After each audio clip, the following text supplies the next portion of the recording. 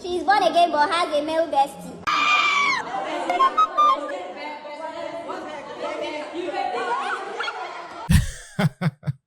Man, right, I know we've all seen that trend, right? We've not just seen the trend, but even sometime we might have even participated in it. But then I think while it is funny, it just shows us exactly what many people think about opposite sex best friendships, and how that, like that clip just suggested, people literally run away from it when it has to do with choosing a partner. For this video, we want to ask this question, like genuinely and honestly: is it possible to have an opposite sex best friend without having the lines blurred by involving in romantic or sexual relationships, especially when you have a partner or a prospective partner? How is it that having an opposite sex best friend is such a red flag, or even, as this video might suggest, maybe even a red carpet?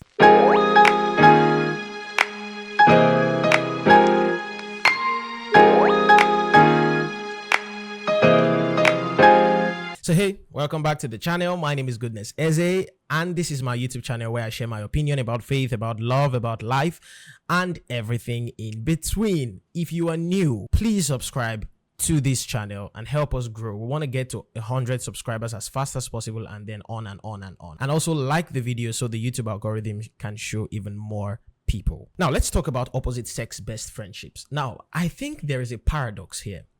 Because on one hand, we can say that many people believe that you cannot have an opposite sex best friend and not be doing anything dodgy or anything sexual or anything romantic. That people just believe that, like, once you introduce, many people, there's just that stereotype that you introduce an opposite sex best friend to them, they are just like, nah, you guys are, I mean, it's friends with benefits. You guys are, you're doing stuff with each other. People just have that opinion. And here's the truth. More often than not in our society, it's the case. More often than not.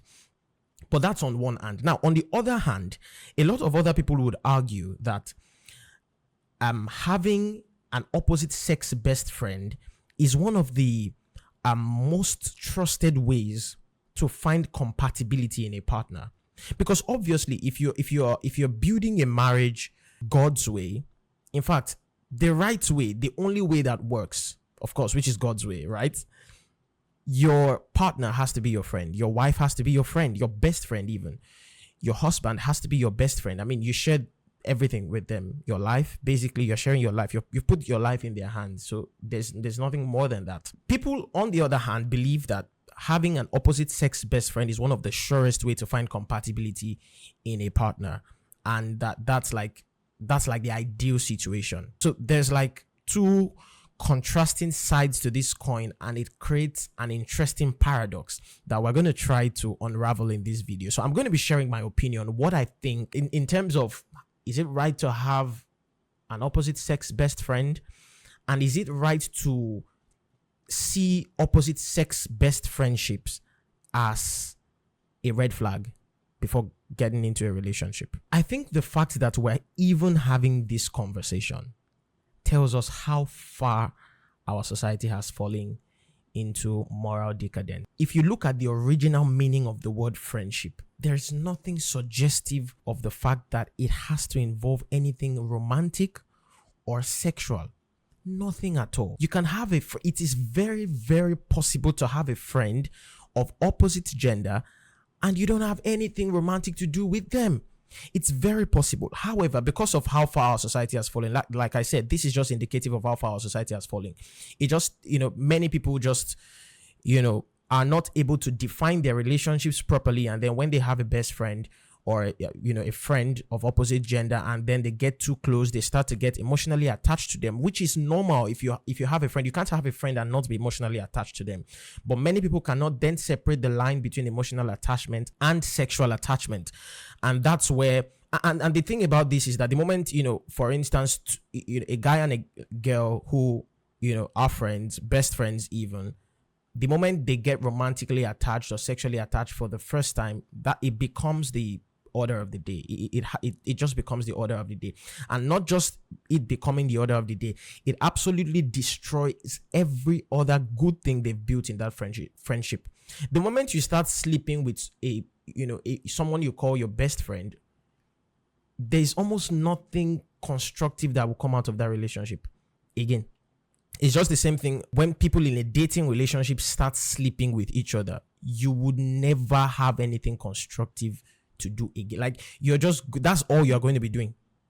It's the same thing with friendships. People find it difficult to separate the line between emotional attachment and sexual attachment. And when that happens, it just continues to happen. And not just continues to happen with that person, but every other opposite sex friend that person would have, or the other person would have going forward. They believe it's like a normal thing for you to be sexually attached with them because it has always happened before.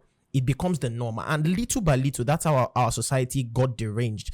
That's how our society got to a point where it has almost become like a normal thing. I mean, you have a female bestie as a guy. You guys are una don dey. So yeah, unfortunately, that's where we find ourselves as a society. And I used to make the joke that if David and Jonathan were in our society today, if they had the kind of friendship they had in the Bible days, and they have that kind of friendship in our society today, I mean, you see people looking at them with this kind of eyes. Exactly. You see people looking at them like that. And it just tells us how far we're falling. And I mean, that's conversation for another day, to be fair, because I mean, I can go on and on about the different things that's wrong in the society. But in my opinion, I don't think it's wrong to have an opposite sex best friend. I don't think it's wrong. I think that it's very possible to have an opposite sex best friend without having anything romantic to do with them. It's very, very possible. Now, unfortunately, because you can't exactly decipher the exact thing in the mind of the other party, if you are pure, you can say, just like the Bible says, as far as lies with you, you are not thinking lewd thoughts towards that person. You might be close with that person enough to believe that they're also not thinking those kinds of thoughts towards you. And if that's the situation, you have an opposite sex best friend, you have pure thoughts towards that person, the person also has pure thoughts towards you. I mean, that's an ideal situation. That's an ideal situation. So is it possible to have an opposite sex best friend without having anything romantic or sexual to do with them? Oh yes, sir. It is very possible. However, is it something that you should take into consideration before entering a relationship with a partner? Yes. Why? Because like I said, that's where our society has gotten to. So while it is not wrong in itself, before you get into a relationship, if you see that the person you're in a talking stage with is someone that has an opposite sex best friend, and especially in the case where they're really close, it is definitely a conversation to be had. You should ask. I'm so big on asking questions in talking stage. In fact, it's like the only thing that should happen in talking stage, in my opinion. So you should ask, what's your relationship like with this person? What has your relationship with this person been like? Can you just tell me about how did you guys meet? What have you guys, been? I mean, how is your relationship? And listen, if you're still in talking stage with that person and you observe the chemistry between both of them, they might not have had anything romantic to do or sexual to do with each other, right? But you can observe the chemistry between them, and you would know that if you enter into a relationship with this person, it might not really work, because there's every chance that both of them will end up together, even if they've not done anything yet. Like I said at the start of the video, opposite sex best friendship is one of the most trusted and tested way to find compatibility in a partner. It's one of the, I mean, there are countless examples of that, right? So it is definitely something to take into consideration before getting into, a relationship with that person. But it's not a red flag by itself. Now, when you, after asking the questions, if you then realize that I think these guys are too close, or I think there's something going on here, and you ask them and they either confirm that there was history, or, I mean, then you can think about it and pray about it and be sure that, I mean, there's nothing dodgy going on. But here is one more thing you must take note of. Even if your prospective partner assures you that there's nothing going on with this opposite sex best friend, but you believe that it's not something that you can cope with, that, you might be getting jealous, you might be, don't even go for it. From the talking stage, just call it quits. because even if they're not having anything romantic to do with each other, if you believe it's something that you cannot handle, just like the video, run. No. Because at the end of the day, it's just going to cause you a series of heartbreak and trauma and all of that. So yeah, that's my opinion. I would like to hear your opinion in the comments. Is opposite sex best friendship a good thing?